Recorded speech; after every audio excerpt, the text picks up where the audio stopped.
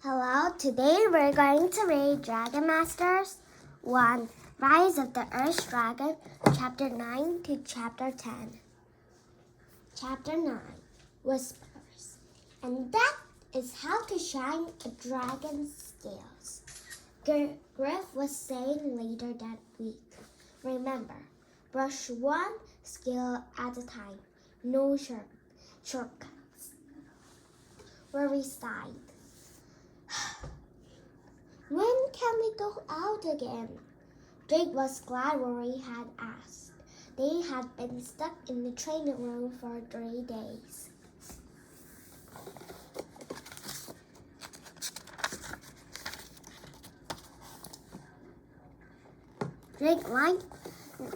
Drake liked learning about dragons, but he was used to being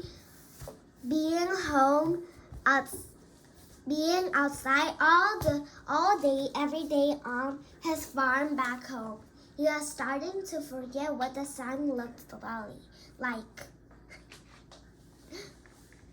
The wizard patted a tall pile of books on his desk. There is much for you to learn first. We'll go out again soon, Rory. Then a soldier came in. He handed something to Grip. The wizard smiled. Drake, it is a letter for you. Read it out loud, Anna said. Drake quickly nodded to Griff. Dear Drake, we are glad you are safe. We still don't know why the king brought you there. Can you tell us? Please keep writing so we won't worry. And thank you to your friend Bo for helping you to write to us. Love, your mother.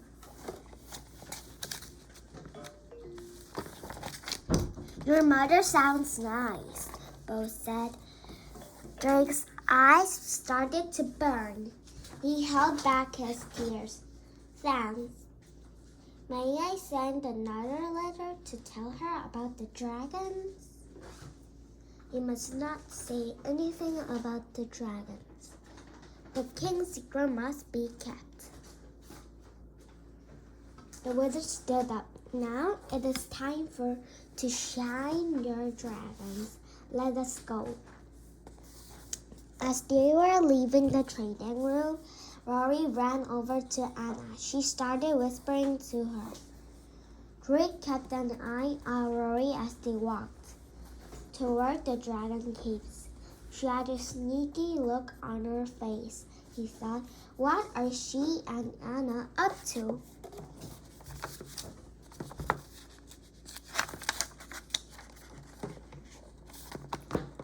Chapter 10, Worm's Story. Drake stepped inside Worm's dark cave. Worm opened one eye. I need to shine your scales, Drake said. He was carrying a brush, a basket, and towels.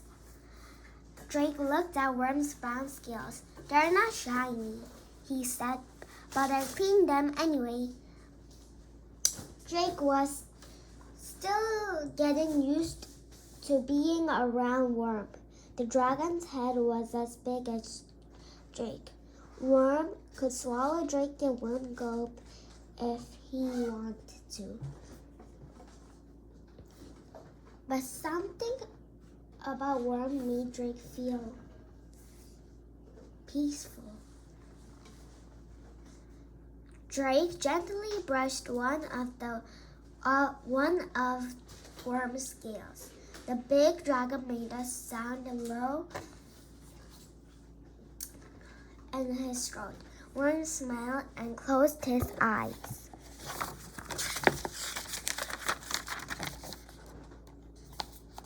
You like that? Drake asked. Worm made another purring sound. Good. He cleaned Worm's scales one at a time. I kinda missed the onion field back home, Drake said to his dragon. It was hard work, but I loved being outside. Drake started to clean Worm's head, and miss my family, Drake said. He scratched behind Worm's ears like he did with his cat back home. Then he felt his hand start tingling. He tried to take his hand off Worm, but he couldn't. It was stuck. Drake's eyes widened. He looked at Worm. The dragon was staring hard at him.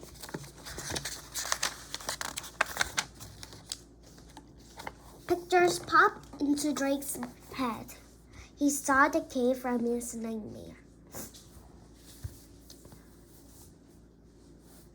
He saw the explosion again before Drake had woken up. This time, pictures kept coming. Worm was trying to get out of the cave, but the other dragons were in the way. Then soldiers rushed into the cave. Each soldier had a shirt of a golden dragon sewn on it. The king's soldiers? Drake asked. The soldiers wrapped Worm in chains. They dragged him out of the cave. Hurry! Drake could hear Worm's cry. Then his hand stopped tingling. The pictures left his head.